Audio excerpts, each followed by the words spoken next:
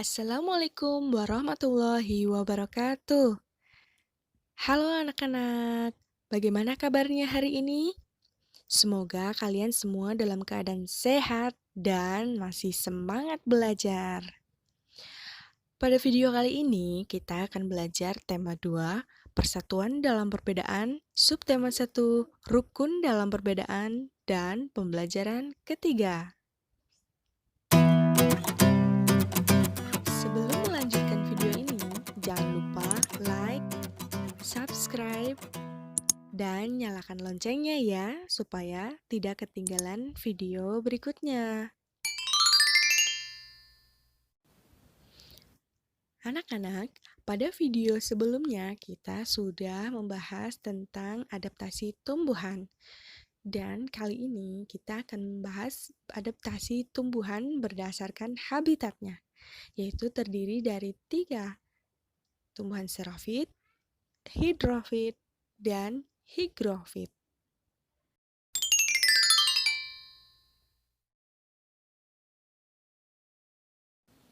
Ciri-ciri tumbuhan xerofit yang pertama, daunnya kecil, bisa berbentuk jarum atau duri. Yang kedua, batangnya tebal.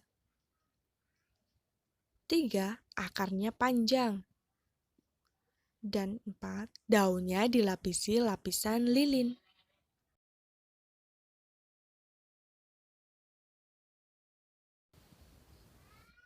Contohnya pohon kurma.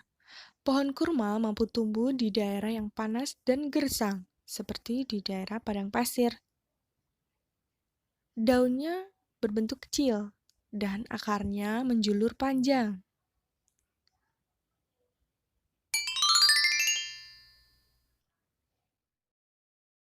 Kemudian, ciri-ciri tumbuhan hidrofit. Yang pertama, daunnya lebar dan muncul di permukaan air. Yang kedua, batang atau tangkai daunnya berongga. Yang ketiga, akarnya banyak dan berada di dalam air. Keempat, tubuhnya sebagian berada di permukaan air.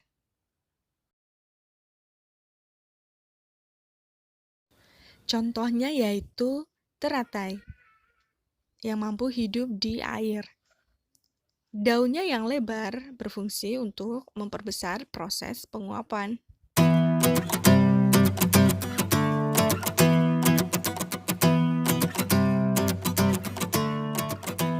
Ciri-ciri tumbuhan higrofit.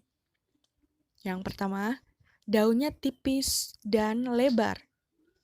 Kedua, daun mudanya melingkar atau menggulung. Ketiga, memiliki banyak stomata. 4, daunnya dilapisi lapisan lilin.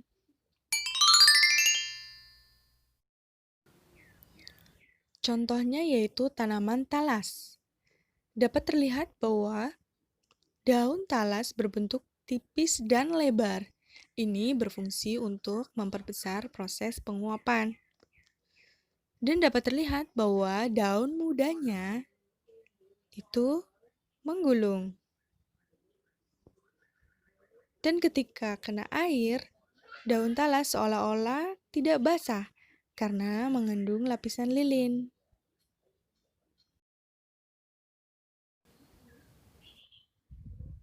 Baik anak-anak, bagaimana? Kalian sudah paham kan? Nah, itulah tadi adaptasi tumbuhan. Selain tumbuhan tersebut, banyak tumbuhan di Indonesia yang memiliki adaptasi yang berbeda-beda. Seperti pohon jati. Pohon jati beradaptasi dengan cara menggugurkan daunnya di musim kemarau. Hal ini bertujuan agar air yang berada di dalam tubuhnya tidak menguap, sehingga pohon jati masih dapat bertahan hidup di musim kemarau.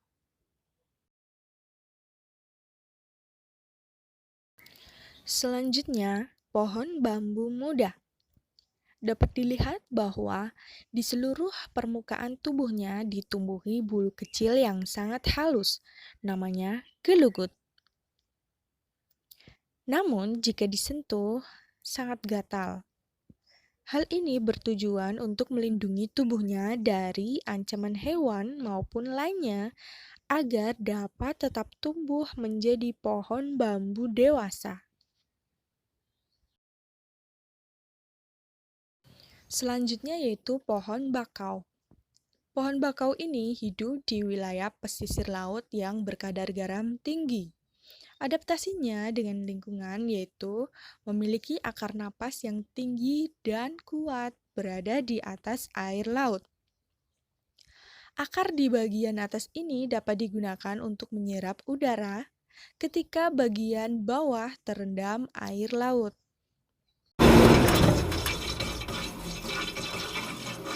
Nah, sudah jelas kan anak-anak?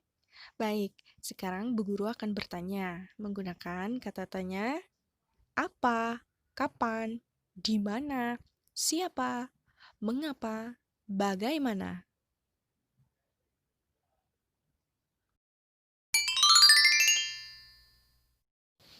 Kata tanya apa digunakan untuk menanyakan benda, keadaan, maupun perbuatan.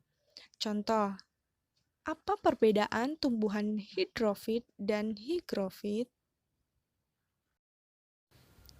Kemudian kata tanya kapan digunakan untuk menanyakan waktu. Contohnya, kapan kamu pergi ke kebun? Jawabannya pada hari Minggu atau besok. Jadi ini menyatakan waktu ya. Kemudian kata tanya di mana digunakan untuk menanyakan tempat. Contohnya, di mana rumahmu? Di mana sekolahmu? Nah, begitu.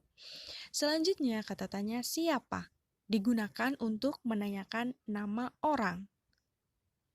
Contohnya, siapa yang menanam pohon itu?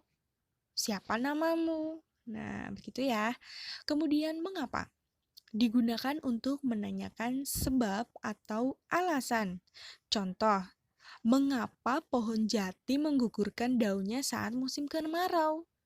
Ya, jawabannya itu berupa alasan, sebab. Oke ya, jelas? Selanjutnya, kata tanya bagaimana digunakan untuk menanyakan cara. Contoh, bagaimana cara pohon bakau beradaptasi dengan lingkungan? Nah, pasti jawabannya cara pohon bakau beradaptasi dengan lingkungan dengan cara apa? Oke ya, jelas ya? Nah, begitu anak-anak penjelasan dari Bu Guru. Sekarang, buka buku tugasnya dan buatlah kalimat tanya menggunakan kata tanya apa, kapan, di mana, siapa, mengapa, dan bagaimana. Oke ya anak-anak, sekian terima kasih penjelasan dari Bu Guru. Semoga penjelasan tadi dapat diterima dan bermanfaat bagi kalian semua. Wassalamualaikum warahmatullahi wabarakatuh.